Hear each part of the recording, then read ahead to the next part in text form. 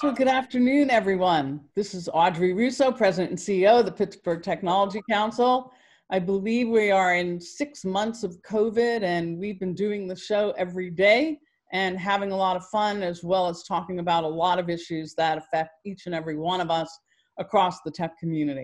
And today is no different. So I'm very excited about that. I'm joined here by Jonathan Kirsting. He's Vice President of all things media and marketing for the Tech Council, and he just celebrated 23 years at the Tech Council, which I just want to give him a big shout out for that. For an organization that's been around for 37 years, he's been doing amazing work. So I want to thank everyone for joining us today, but I also want to give a shout out to Huntington Bank. Huntington Bank has been with us on our journey of many experiments right from the onset. They are, they've supported not only business as usual, but they do a lot of work in supporting small businesses. And they have been very, very active since the onset of COVID, both during COVID and as normally post-COVID.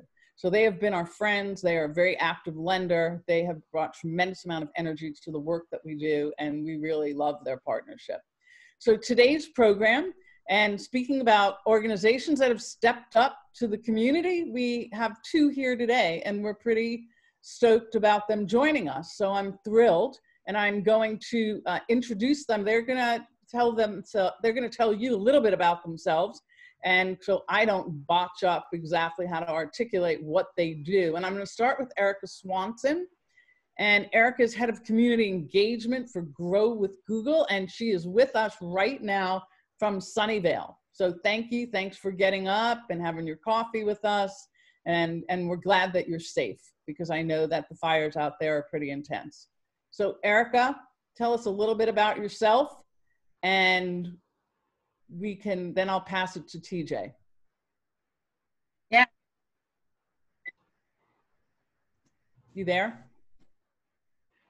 Okay. Are you there? You ready? You're I'm right, yeah. Okay. Am I hanging or?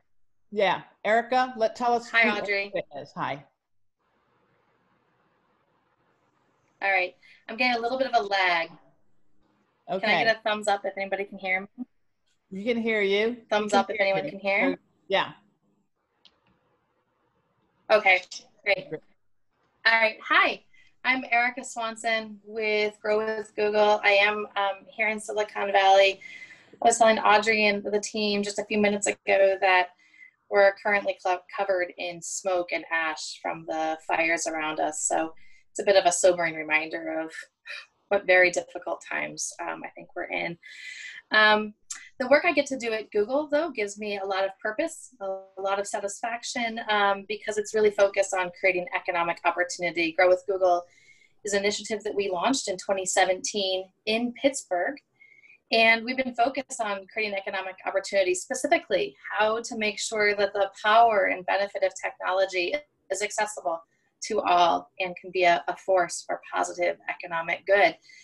And I think the dual crises, the health crisis, the economic crisis, the racial justice crisis or awakening, have all really put even more momentum and focus into the work that we do. So from helping people grow their business or restart their career, it just feels like working in the space of economic opportunity, or now economic recovery, is more pressing than ever. Okay, well, good. And then we'll jump quickly to TJ. TJ, you're going to say your last name so I don't do anything erroneous. So welcome, TJ, with Gateway. I'm TJ Bogdewic. I'm the President and CEO of Bridgeway Capital. We're a Pittsburgh-based nonprofit. We serve 15 counties from Erie down to Fayette in Greene County in Western Pennsylvania. We're what's referred to as a community development financial institution. That means we take a market-based approach to community development by providing primarily lending capital that creates economic opportunities and revitalizes neighborhoods.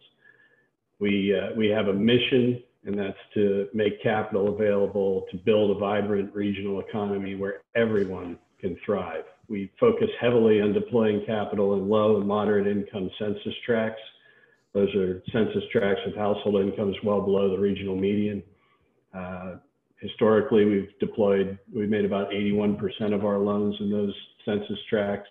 These days, we're at over 90% of our loans are in low and moderate income census tract.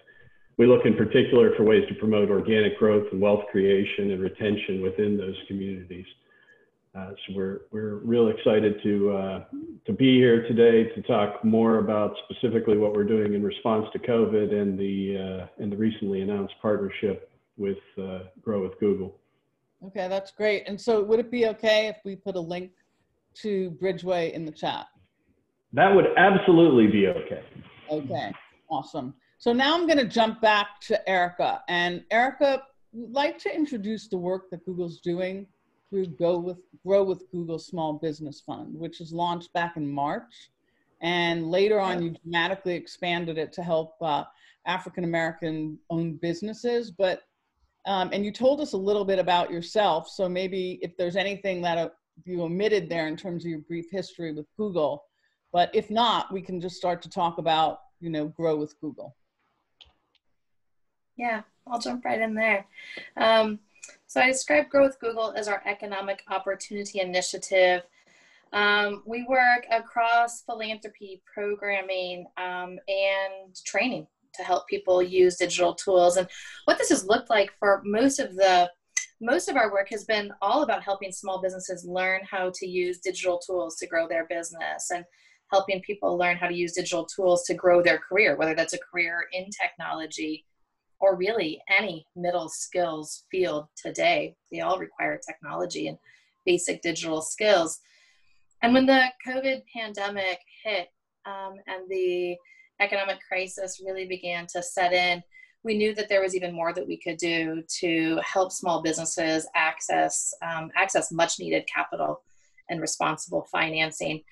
And maybe like many of you, we saw that many small businesses were out of reach of the larger federal funds that were flowing, that CDFIs, community development finance institutions, were really on the front lines of making financing available to small businesses, many of whom have been historically overlooked by larger banking systems. And so we partnered with Opportunity Finance Network, OFN, which is a network of CDFIs across the country. And we committed $170 million now total in responsible financing to flow through OFN into the CDFIs that are in their network, so that they could use their very nimble, fast, flexible lending practices and get those resources into the hands of small businesses who need them quickly. And Bridgeway Capital is one of those CDFIs receiving funds from OFN as part of this Grow with Google Small Business Fund. So can you include your goals and the anticipated outcomes? Yeah, this is all about finding ways to be helpful. So small businesses have always been really important to Google. Our very first partners, our very first customers were small businesses. TJ and I were just reflecting, sharing some stories about some small business or entrepreneurs in Pittsburgh, including a woman named Nisha Blackwell, who built her business using YouTube, using Google products, helped her find new customers, tell her story. The best bow ties and so in it's Pittsburgh. always been really critical. The best bow ties in Pittsburgh. I've got many. They're the best. You do? Maybe we should drop that link in there too. Any You business should. we can throw Nisha's way is great, right? Sure. But we do this work because it's really core to our values as Googlers. Googlers are people who work at Google. So it's really core to our values to find ways where our tools, our products can be helpful to small businesses, because we say when small businesses succeed, we succeed. And the reality is the economic crisis meant that what small businesses needed was different. And in addition to products and digital tools, also really needed cash flow and needed it very quickly, and the way that CDFIs can help distribute it. So the goal really is to be helpful to small businesses, to show up in communities like Pittsburgh that we're proud to call home, and to support the larger ecosystem that we're a part of. Okay, great. So you've been really busy, right, Erica? Are you running this program all around the Yeah, United States? yeah, yeah. Busy is good, right? Keeping busy for good reasons. My role used to require me to travel a lot. I was on the road a couple weeks a month traveling. We did digital skills training events in all 50 states. We launched in Pittsburgh, and I think I've been on the road since 2017 for Google. So in some ways now, being home since March has been a bit of a relief. But we've had to pivot, like all small businesses, like nonprofit organizations. We've had to pivot the way that we do this work, and so for us, that's meant changing the way we show up, making sure that we're coming in with investments that help to address the looming crisis, and also changing so that we're delivering digital skills workshops and trainings online, much like this workshop right here. So we have thousands of partners around the country, 8,000 local partners who are using our curriculum to teach people how to use digital tools. And for many of them, it's the first time they've ever done anything like this online before, taught workshops online. So pivoting that work has been a real joy. Good. Well, thank you. Thank you for your leadership. Yeah. For this work. Wow. So let's just swing over to TJ. And so TJ, you know, as you introduced yourself and probably didn't really convey, you actually lead one of Pittsburgh's prominent community development financial institutions. And talk about Bridgeway Capital as an institution and share some examples of the work in the community, and maybe really explain to our guests what the both of you know intuitively of what CDFI is. Yeah, as I started to touch on, it's this mission-based focus that really defines what a community development financial institution is. And so, you know, we think of ourselves as mission-based lenders, but also responsible lenders. We organize capital from a lot of different sources, from foundation partners, from investors like Google now. We borrow money from banks. We receive some money from different governmental agencies. We organize that capital and really look for ways to deploy that both in real estate development and into small businesses across our region. And we do that responsibly. So our loss rates, even though we're playing in what a lot of people would view as the margins of finance, our historic loss rates are around 1%. So for every $100 we lend, 99 of it is being paid back. So, you know, that's probably way too high for most commercial banks who are, you know, looking at loss rates of 0.2% or something like that. But it's still responsible lending. We're dealing with, you know, responsible businesses, and we're really targeting businesses that are in, as I said, those low to moderate income communities. We're looking for businesses that will create good paying jobs in those communities, will revitalize main streets in those communities, and will pay us back. And we also do a lot of commercial real estate lending, a lot of affordable housing investments, a lot of nonprofits that are looking to expand or acquire facilities. We'll work with nonprofits as well. That's really the core of what we do. We also own a building in Homewood at 7800 Susquehanna Street. It's a former Westinghouse factory. It's about 150,000 square foot facility, 5 stories. It was abandoned when Bridgeway acquired it back, going on 6 years ago now. And again, working with partners in the finance industry, partners in government, and foundation partners, we've converted that building into a hub in that neighborhood for entrepreneurial activity. There's a lot of craft businesses in there. There's some wonderful job training facilities in there. Trade Institute of Pittsburgh's located there. The University of Pittsburgh has its machine learning center in there. That provides great job training opportunities for good paying careers. And we have about 25 tenants in that building now. It's more or less fully occupied, and there's about 100 people going to work in that facility every day, and dozens more going in and out for job training. So, you know, we look for ways to put capital to work where it might not otherwise be put to work. And isn't 7800 Susquehanna Street where Knoxland is located as well? So Nisha started out, Radiant Hall has a space in 7800, and Nisha started out in Radiant Hall's space in 7800. About a year ago, Nisha left 7800 because she opened her own storefront in Wilkinsburg. So she now does her production and sales out of her own storefront, which is exactly what Radiant Hall wants to see, and makes Bridgeway happy as well. So. That's great. That's great. Thank you. And so Google really has entrusted Bridgeway, right, Erica, with the $5 million loan fund to help support these small businesses. And talk a little bit further, dig a little bit deeper about why that fund is so important for our community, and then share an overview of how companies with financing needs can actually work to access those loans. Sure.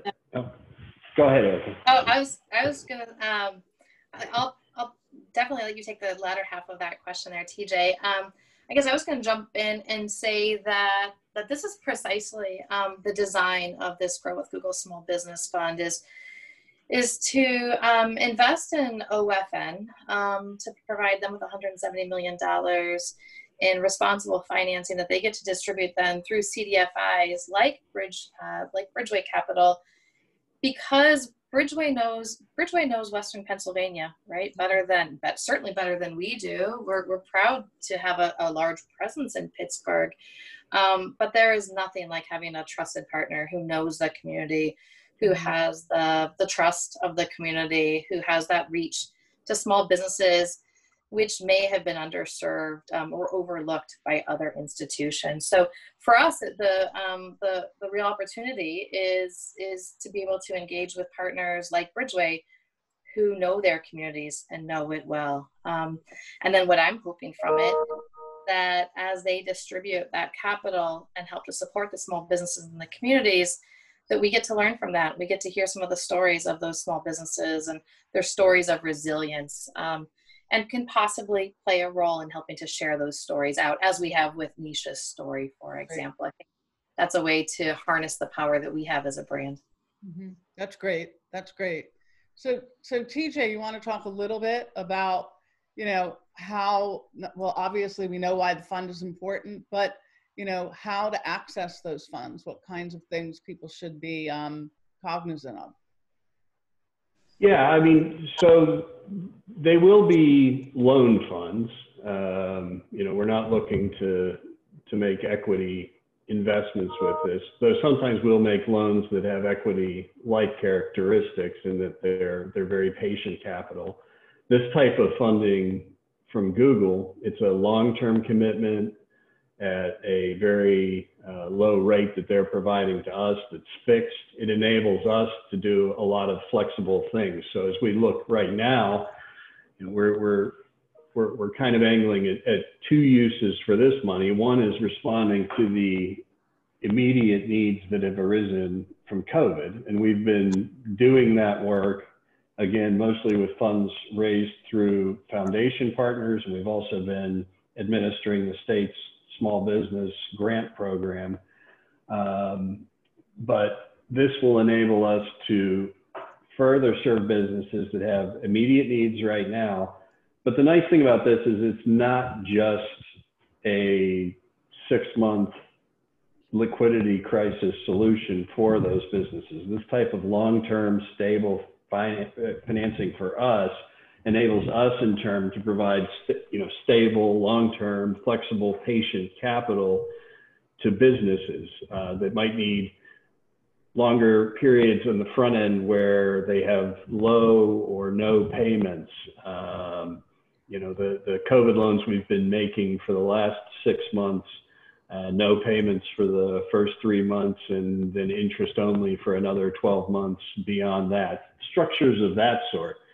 And we've also, this money will also help us to deal with the different phases of this crisis. We've kind of gone through the first one already, which was the everything is shutting down phase of the crisis. And that's when a lot of those really short-term liquidity loans became extremely important to businesses because, oh my gosh, I have zero revenue all of a sudden. And I still have rent to pay and property taxes and God knows what else.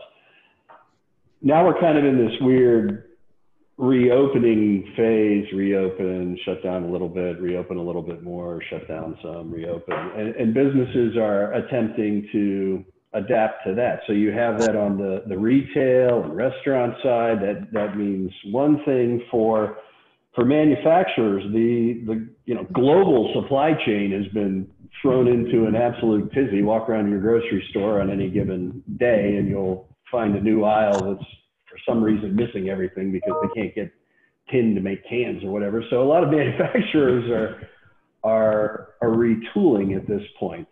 This type of money enables us to make investments in that. And that financing need looks a lot different than I need 3 months of liquidity. That's a longer term investment in retooling. One of the comments in the chat section there, Rose Morris mentions a forgivable loan that we made to her company to increase manufacturing so that she could make PPE. We worked with the Richard King Mellon Foundation to put together a forgivable loan fund to help a few businesses in Western Pennsylvania retool to switch over to PPE production. And I think the final phase of this is, I don't know what triggers it exactly, but let's say we get this vaccine and can distribute it nationwide in a week, and everybody's immunized and everything goes back to normal. We're going to be in a deep, dark recession, and there's going to, and supply chains are still going to be messed up, and we're going to have to retool again. And again, this type of stable capital lets us go to market and make sure that businesses that might not have strong traditional banking relationships and businesses that don't know where to turn for that kind of financing have a partner that they can turn to. And so are there any market sectors? Thank you, TJ, for articulating that. I think differentiating what the COVID PPP loans have become is really important. And I like the long tail investment that you're talking about and the way that you're approaching this with Google Grow. Any kind of market sectors? Are there any markets? I mean, we support the tech community. We care about restaurants, though. We care about service industries. Is there any profile that is required? Anything from TJ or Erica? I mean, as far as profiles for what we'd be looking for, a lot of the work we would do with what would be tech companies would be more in the manufacturing space. These are, at the end of the day, as I said, loans and not equity investments. So we're looking for businesses that do generate adequate cash flow to make ongoing loan payments at some point in the not too distant future. So you have to think about it in that context. A lot of our focus in our small business lending is Main Street retail and services, trucking businesses like daycares are a big investment space for us. We tend to look for businesses that provide low barriers to entry and with an opportunity for good paying jobs on the back end, which is why something like trucking construction, contracting have long been good sources for us. But again, we do lending to manufacturers who are looking to retool. You know, we've lent to a lot of